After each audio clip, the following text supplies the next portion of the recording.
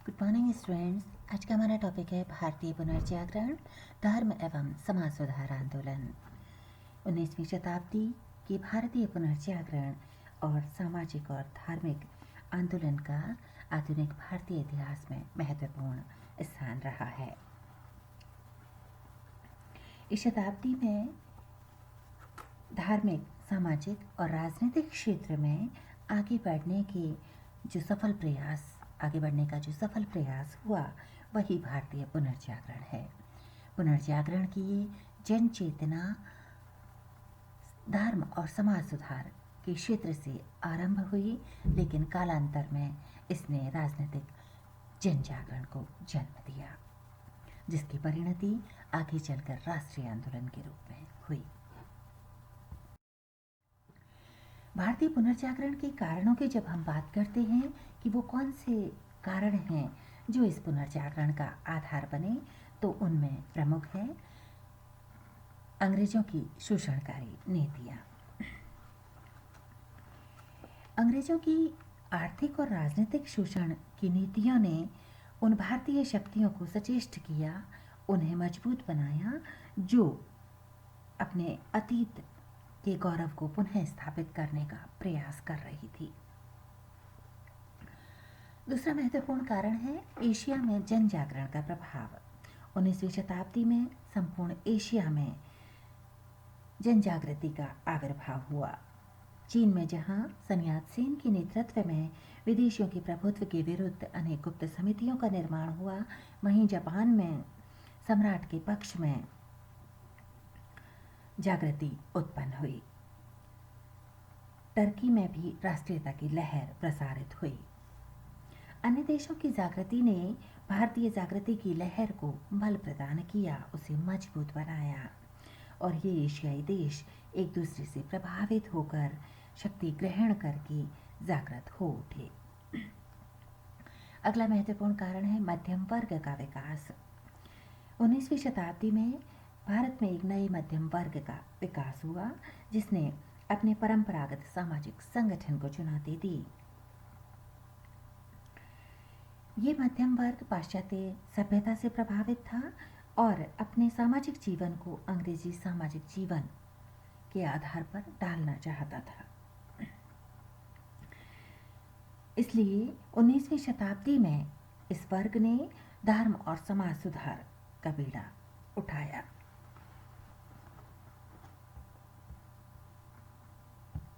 अगला महत्वपूर्ण कारण है पाश्चात्य शिक्षा का प्रभाव। पाश्चात्य शिक्षा के प्रचार प्रसार के फलस्वरूप उच्च वर्ग के कुछ भारतीय यूरोपीय देशों में शिक्षा प्राप्त करने गए। वहां उन्होंने देखा कि यूरोपीय लोग स्वतंत्रता, समानता और लोकतंत्र के अधिकारों का भलीभांति उपभोग कर रहे हैं, और भारत में इन्हीं अधिकारों से भारतीयों को वंचित किया जा रहा है। इससे उन्हें भारतीयों की गुलामी के प्रति उनके मन में घृणा उत्पन्न हुई, और इस पढ़े लिखे वर्ग ने समाज सुधार की आवाज उठाई। इनके प्रयासों के फलस्वरूप भारतीय लोग जागृत हुए। अगला महत्वपूर्ण कारण है ईसाई धर्म का प्रसार। ईसाई धर्म प्रचारकों ने न केवल भारतीय धर्म का मजाक उड़ाया, बल्कि भारतीय सामाजिक ढांचे की कटु आलोचना भी की। उन्होंने जहां ईसाई धर्म को श्रेष्ठ साबित करने की कोशिश की, वहीं भारतीय धर्म और संस्कृति को झूठा, आडंबरपूर्ण और पाखंडपूर्ण बताया। भारतीय धर्म और संस्कृति को नीचा दिखाने की कोशिश की। ऐसी स्थिति में इससे प्रेरणा पाकर हिंदू और मुसलमानों का ध्यान अपने धर्म और संस्कृति की रक्षा की ओर आकृष्ट हुआ और वो जागृत हुए। अगला महत्वपूर्ण कारण है भारतीय समाचार पत्रों का प्रभाव। भारतीय समाचार पत्रों, पत्रिकाओं और साहित्य ने भी भारतीय पुनर्जागरण में महत्वपूर्ण योगदान दिया है। प्रेस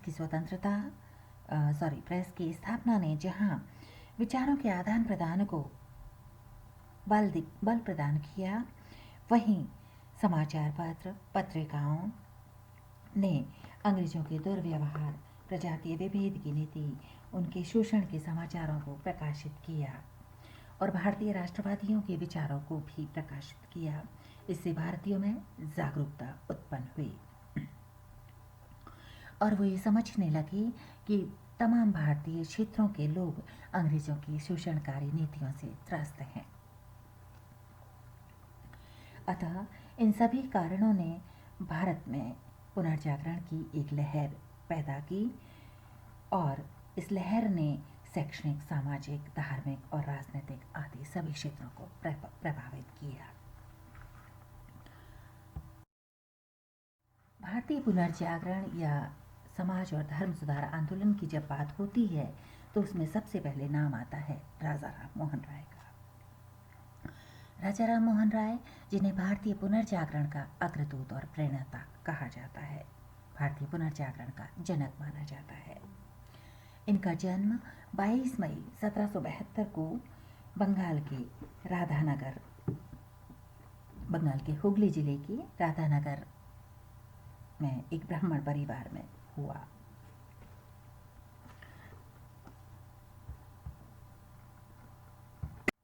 राजा राम मोहन राय कई भाषाओं के ज्ञाता थे, जिनमें प्रमुख थी अरबी, फारसी, संस्कृत, अंग्रेजी, फ्रांसीसी, लैटिन, यूनानी और हिब्रू।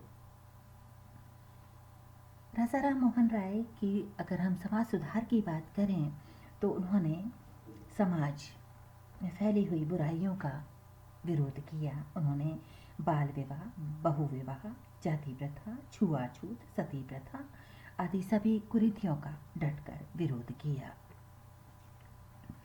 सती प्रथा के खिलाफ उन्होंने आंदोलन चलाया। जब उन्होंने अपने बड़े भाई की पत्नी को सती होते हुए देखा तो उनका मन क्षुब्ध हो उठा और उन्होंने सती प्रथा का विरोध करना आरंभ किया, उसके लिए आंदोलन चलाया और उन्हीं के आंदोलन के फलस्वरूप 1829 में भारत के तत्कालीन गवर्नर जनरल विलियम बेंटिक ने सती प्रथा को प्रतिबंधित करने के लिए कानून लागू किया। राजा राम मोहन राय ने 1809 में इन्होंने फारसी भाषा की पुस्तक तुफात उल मुवाहिदीन अर्थात एकेश्वरवादियों का उपहार पुस्तक को प्रकाशित किया। 1815 में इन्होंने हिंदू धर्म के एकेश्वरवादी मत के प्रचार के लिए आत्मीय सभा का गठन किया। 1821 में इन्होंने संवाद कौमुदी का प्रकाशन किया। संवाद कौमुदी शायद भारतीयों द्वारा संपादित, प्रकाशित और संचालित प्रथम भारतीय समाचार पत्र था। फारसी भाषा में इन्होंने मिरातुल अखबार का भी प्रकाशन किया। 1825 में इन्होंने वेदांत कॉलेज की स्थापना की और 1828 में इन्होंने ब्रह्म समाज की स्थापना की। ब्रह्म समाज की स्थापना का उद्देश्य एकेश्वरवाद की उपासना, मूर्ति पूजा का विरोध, पुरोहितवाद का विरोध और अवतारवाद का खंडन था। ब्रह्म समाज मूलतः भारतीय था और इसका आधार उपनिषदों का अद्वैतवाद था। ब्रह्म समाज के कुछ महत्वपूर्ण सिद्धांत थे जो निम्नलिखित थे। पहला, ईश्वर एक है, वह संसार का सृष्टा है, पालक है और रक्षक है। इसकी शक्ति, प्रेम, न्याय, पवित्रता अपरिमित है, असीमित है। इसके अलावा आत्मा अमर है, उसमें उन्नति करने की असीम क्षमता है और वह अपने कार्यों के लिए भगवान के प्रति उत्तरदायी है। इसके अलावा आध्यात्मिक उन्नति के लिए प्रार्थना, भगवान का आश्रय और उसके अस्तित्व की अनुभूति आवश्यक है। किसी भी बनाई गई वस्तु को ईश्वर समझकर नहीं पूजना चाहिए और न किसी पुस्तक या पुरुष को मोक्ष का एकमात्र साधन मानना चाहिए। तो ये कुछ ब्रह्म समाज के महत्वपूर्ण सिद्धांत थे। राजा राम मोहन राय ये मानवतावादी थे। इनकी विश्व बंधुत्व में घोर आस्था थी। इनके जीवन की स्वतंत्रता और संपत्ति ग्रहण करने की प्राकृतिक अधिकारों का समर्थक थे। 1817 में राजा राम मोहन राय ने कलकत्ता में हिंदू कॉलेज की स्थापना की, डेविड हेयर के सहयोग से। इन्हें भारतीय पत्रकारिता का अग्रदूत भी कहा जाता है। इन्होंने समाचार पत्रों की स्वतंत्रता का समर्थन किया। 1850 में मुगल बादशाह अकबर द्वितीय ने राजा राम मोहन राय को राजा की उपाधि प्रदान की। राजा राम मोहन राय का 27 सितंबर 1833 को इंग्लैंड के ब्रिस्टल में इनकी मृत्यु हो गई। सुभाष चंद्र बोस ने राजा राम मोहन राय को युगदूत की उपाधि से सम्मानित किया था। राजा राम मोहन राय की मृत्यु के बाद ब्रह्म समाज की गतिविधियों का संचालन महर्षि द्वारकानाथ टैगोर के नेतृत्व में रहा। देवेंद्रनाथ ने 1843 में ब्रह्म समाज की सदस्यता को ग्रहण किया और राजा राम मोहन राय के विचारों और धार्मिक लक्ष्य को पूरे उत्साह के साथ प्रचारित और प्रसारित किया। देवेंद्रनाथ टैगोर ने 1857 में केशव चंद्र सेन को ब्रह्म समाज की सदस्यता प्रदान की। कालांतर में ब्रह्म समाज का विभाजन हो गया। 1865 में ब्रह्म समाज का पहला विभाजन हुआ, जिसमें देवेंद्रनाथ टैगोर वाले समूह ने अपने आप को आदि ब्रह्म समाज कहा और केशव चंद्र सेन के नेतृत्व वाले गुट ने अपने आप को भारतीय ब्रह्म समाज कहा। 1878 में ब्रह्म समाज का एक और विभाजन हुआ और ये था साधारण ब्रह्म समाज, जिसकी स्थापना हुई और इसका उद्देश्य था जाति प्रथा, मूर्ति पूजा का विरोध, नारी मुक्ति का समर्थन। तो ये था ब्रह्म समाज, जिसमें राजा राम मोहन राय का महत्वपूर्ण योगदान रहा। इन्होंने कुछ महत्वपूर्ण पुस्तकें लिखी।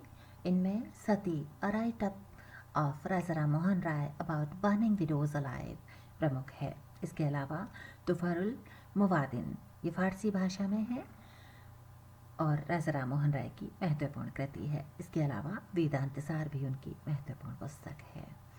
उनका दर्शन था ईश्वर केवल एक है, उसका कोई अंत नहीं, सभी जीवित वस्तुओं में परमात्मा का अंश है, उसका अस्तित्व है। इन्होंने कुछ महत्वपूर्ण संगठनों की आत्मीय सभा, ब्रह्म समाज और हिंदू कॉलेज की स्थापना की। इनका भारतीय धर्म और समाज सुधार आंदोलन में योगदान महत्वपूर्ण है। इन्होंने सती प्रथा, अंधविश्वास, बहुविवाह और जाति प्रथा का विरोध किया और इसीलिए इन्हें हम भारतीय पुनर्जागरण का जनक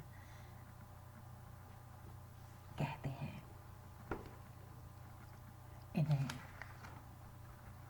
अतीत और भविष्य के मध्य सेतु और आधुनिक भारत का पिता माना जाता है। तो आज की इस वीडियो में इतना ही। अगले वीडियो में फिर मिलेंगे। धन्यवाद।